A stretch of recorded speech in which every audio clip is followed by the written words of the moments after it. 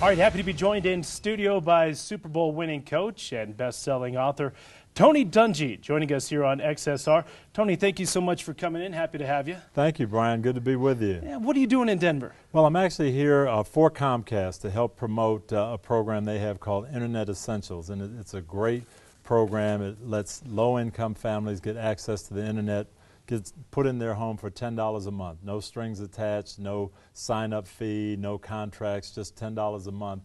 And it's pretty awesome because we've got to kind of help people get access to the Internet and even things up, even that playing field up, and I'm really proud to be part of that. Yeah, it's year number 3 on that, trying to conquer that digital divide, if you will. It's certainly good stuff that Comcast is doing. Tony, you speak to a lot of young kids across the nation. You have for many, many years. We obviously have a lot of young people watching our show on a weekly basis. Talk a little bit about high school sports and some of the positives that come out of high school sports. Well, if it's done the right way, there are so many positives. Working together as a team, going after a common goal, learning how to sacrifice, learning how to budget your time because you've got to be a good student as well as a good athlete. All those things, and I tell people all the time, you're going to have some great times, and if you're fortunate to go on to college ball or a professional career, that's great, but you still will remember your high school days. People talk to me about losing playoff games, that kind of thing.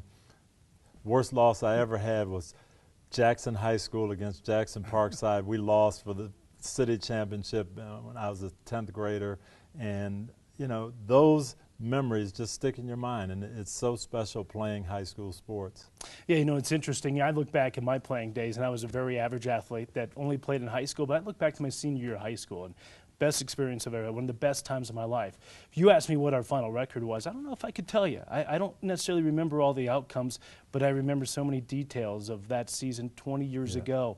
Do we maybe put too much emphasis on wins and losses at the high school level? Well, it's important, and you have to have that goal to strive for, but the relationships, that bond as a team, those are things you'll always remember. And when I get together with my high school buddies and we talk about, you know, the bus trips to Battle Creek, Michigan or Kalamazoo and playing those games and the workouts and all the work that we put into it, that's the big thing. I think learning that you do have to work to have success in life, and it's not always going to turn out the way you want. You have to bounce back from losses. You have to understand how to keep things going in the face of victories. So I think there's just a lot of lessons to be learned in high school sports, and it's pretty awesome. Yeah, I'm curious to hear your thoughts on, you know, sometimes parents get involved, and sometimes sports can be individualized by certain parents, and scholarships maybe play too big of a deal sometimes when kids maybe start specializing in sports, because, and I think you were probably like me, you played a different sport each and every season. Yeah, I have a son who's a junior in college now, and I watched him go through it, and it was so different than when I grew up. They did have to specialize. They're lifting weights and spring football practice and all those things. So he didn't get to play basketball and baseball like I did. You know, try your hand at all the sports. I think there's still something to be said for that, and to be on different teams with different guys instead of spending all your time with the football players. But in a lot of, especially the big high schools, that's the way it is now. It becomes part of it. But you still learn a lot of great lessons. My high school football coach had a tremendous impact on me, teaching me how to be a leader and how that not everything revolved around me. And those were lessons that, you know, carry you on into life. Yeah, you talk about leadership. You've obviously written a lot on the issue of leadership. Who have been some of those? You mentioned your high school football coach. Who have been some of the others that have really helped you form the philosophy of leadership that you're now helping spread today? Well, I got a lot of it from my dad, who was a great leader. He led our family well. But after that, it was my coaches. Dave Driscoll was my high school coach. I still quote him 40 years later. You know, he just had some fantastic lessons in life. Cal Stahl was my college coach, and I enjoyed playing for him. We didn't win any Big Ten championships or go to the Rose Bowl, but he taught me how to grow up and be a man, and you know, had me from the time I was 18 to 21, and he was special in my life. And then I went to Chuck Noll and worked for him for 10 years, 2 as a player and 8 as an assistant coach. And very, very special guy. Taught me that you could get to the top of your profession, work hard, do everything you need to do to succeed, but still have a great family life, still be part of the community, still do other things other than your job. And so, you know, I just really, really appreciated being around those guys. We obviously have a lot of coaches that watch our show, a lot of parents that watch our show as well. How about words of advice to coaches out there that right now, out there every day, leading some of the young men and women here, not only in the state of Colorado, but the nation? Well, again, I go back to Coach Knoll, and the things I learned from him, number one, he always used to say, champions don't do extraordinary things. They do the ordinary things better than everyone else. That's what you really have to focus on and teach your players. The fundamentals are important, but he always used to say fundamentals begin with F-U-N. Don't take the fun out of it, otherwise you're doing a disservice. And even when we're, you know, playing in the playoffs and getting ready for Super Bowls, he always said this game should be fun. And again, I appreciated that so much. So often coaches get so focused and dialed in on winning and developing players, they do take the fun out of it, and that should never happen. So that would be my big advice. Make sure you're teaching kids the right way, keep it fun, but also don't neglect the other side, the off the field aspects. If you're only coaching your players and helping them be better on the field, you're missing 50% of it. You know, part of our job as coaches is to help our young men progress and get better as people, and that's critical.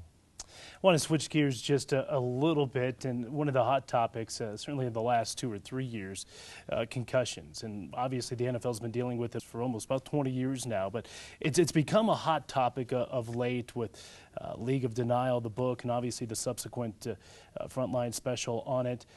Your thoughts on head injuries and concussions, and how will that affect the sport of football, maybe not even 5 years down the line, but 10, 15, 20 years down the line? Well, concussions are a part of football. There's collisions in the game, and they're doing everything they can to make it safer, but every sport has to deal with it. Football probably more than anyone else. I can say this, that we have gotten a lot better from my time as a player in 77, 78, 79 to now. We're light years ahead. From my time as a coach, becoming a head coach in 1996, we have made tremendous progress. Baseline testing, better helmets, better equipment, better mouthpieces, a lot of things to make it safer. And we've got to keep trying to do that. You never want to see anyone get debilitated by head injuries, and we've got to do everything we can to take that away. But I can say this, on the NFL level, there has been a push to make it safer. And in my 13 years as a head coach, I never had a player come to me and say, hey, the doctors say I can play, but I just don't feel well. Yeah. Had 100 guys tell me, I'm ready to go, but they won't let me play. They're holding me back. I think we're doing the right things. We're safety first, and that should be the most important thing on any level. Do you think we'll get to a point where the risks become more and more apparent as more and more science comes out, to where we're going to see participation levels continue to go down? I don't think the game's ever going to go away, but will we see that in the coming years? I'm not sure about that. I know we've got a lot of people, a lot of parents concerned about it. I have a son playing college football now. He's had 2 concussions.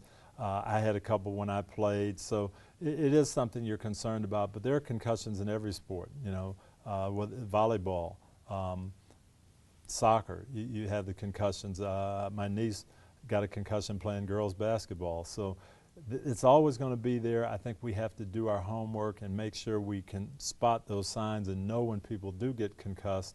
But I don't know that everybody's going to be overly worried. I know as much about it as most people, and I've got boys playing football, and I'm happy they are. Yeah, now I'm going to throw something at you, and to see, I want to hear what your opinion is on this. One of my old friends, he's somebody I respect a lot, former football and baseball coach. He's in his 70s now, but he has a radical idea where if you went back to leather helmets, it's not going to happen. I understand that. It'd be more like rugby. You have leather helmets. The helmet or the head doesn't become a weapon anymore out there on the football field. If we went back to leather helmets, would we see the game become safer? I think there's something to that. Guys definitely would want to protect themselves a little more. I'm not sure what the collateral damage would be, if there would be other issues, but certainly you wouldn't be as prone to stick your head in there with a leather helmet and no face mask. Tony Dungy, obviously, with the Indianapolis Colts for 7 years, won Super Bowl 41 with Indianapolis, and of course his quarterback all the while was Peyton Manning. Do you have a chance to keep up with Peyton much these days? I do. I don't bother him too much during the season. We text back and forth, and he's having a great year, off to a tremendous start, and I felt it was going to come. You know, I talked to him last year just before he signed with Denver, and he was fairly confident. He had seen all these doctors and gotten the assurance that he'd be okay, but he still didn't know. He didn't know if he could take a hit. He didn't know how his grip was going to be late in the year in the cold weather. Went through a full year, realized he could take a hit. He was going to be fine. His arm strength came back. He was so much more confident this year going in. I felt he'd have a good year. Then they got Wes Walker. That's almost like, you know, throwing another, you know, just weapon at him. So there was no doubt in my mind they'd do well, but I'm a little bit surprised they're off to this hot a start. You've seen so many games with Peyton Manning over the years. You still watch him closely with your work with NBC Sports. Is he a better quarterback today than maybe he was in 2006 when you won the Super Bowl? I don't think he's better. 2004, 2005, he was playing at such a level. We were scoring points. He threw 49 touchdown passes that year in 2004, and I think we took him out of 3 or 4 games and didn't play the last game of the year. He could have had 60 touchdown passes that year. But he's playing great, and he is smarter. I see him doing things out there, reading things better. He doesn't forget anything, so what he's seen, it just goes into that computer, and he is playing at a tremendously high level. But I still think probably 04, 05, he was physically at his peak. Why was Denver a good spot for Peyton Manning? Well, Denver almost was the perfect storm. They had some young receivers here. They had a good, fast defense that if they got the lead, you could see how they'd be good. Very similar to how we were in Indianapolis. They have a tremendous home field advantage, just like we had in Indy. And the size of the town, it's not a New York or Philadelphia or Washington, just kind of in his comfort level. And it was AFC, so all that homework, all the novels that he had on AFC teams he could still use. I thought it was going to be the best spot for him. How much better of a coach did he make you? Now, obviously, when you have Peyton Manning quarterbacking your football team, you're a pretty good coach. But off the field, in meetings, did he make you a better coach? He did. And one of the great things, when your best player is also your hardest worker, it makes it easy to coach. Everybody sees what needs to be done. I'll give you a great example. My last year, we drafted Anthony Gonzalez from Ohio State, and they're on the quarter system, so Anthony couldn't come to our spring practices. Peyton, 2 days a week, would drive to Columbus, Ohio, 3-hour drive from Indy to Columbus, throw balls for an hour with Anthony, quiz him for a half an hour on the playbook, and then drive back 7.5 hours to get Anthony Gonzalez ready to play. That's the kind of things he would do, and that's what makes you a better team and a better coach. Yep. Tony, thank you so much. We really appreciate you coming on board, and thank you for your work that you're doing with Comcast, Internet Essentials, and trying to conquer that digital divide. It's very important stuff, isn't it? It is. We're really excited about that, and giving everybody a chance to have access to what your kids and my kids have access to. I think that's very, very critical. Okay, best of luck the rest of the year. Thank you, Brian. Okay, that's Tony Dungy, of course, Super Bowl champion and, of course, best-selling author.